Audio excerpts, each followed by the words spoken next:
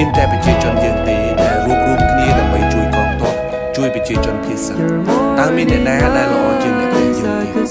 ចំនួនព្រំដែនបានបង្រៀនយើងថាមានអ្នកណាល្អជាងអ្នកផ្ទះយើងទេកុំឲ្យតម្លៃអ្នកដទៃល្អជាងអ្នកផ្ទះយើងពេកកុំស្រឡាញ់សាច់គេហើយប្រមាថមើលងាយសាច់ខ្លួនមិនថារឿងជាតិឬជីវិតផ្ទាល់ខ្លួនទេអ្នកត្រូវចងចាំថាគ្មានអ្នកណាស្រឡាញ់យើងជាងសាច់ឈាមយើងទេគ្មានអ្នកណាល្អជាងសាច់ឈាមរបស់យើងឡើយនៅពេលមានទុក្ខភ័យសាច់ឈាមយើងអាចអនុគ្រោះឲ្យយើងបានគ្រប់ពេលវេលាទាំងអស់ប៉ុន្តែសម្រាប់អ្នកដទៃអ្នកកុំសង្ឃឹមគេមិនអនុគ្រោះឲ្យយើងឡើយគេជួយអ្នកផ្ទះរបស់គេជួយជាតិរបស់គេហើយបើយើងមិនអោបសំអ្នកផ្ទះរបស់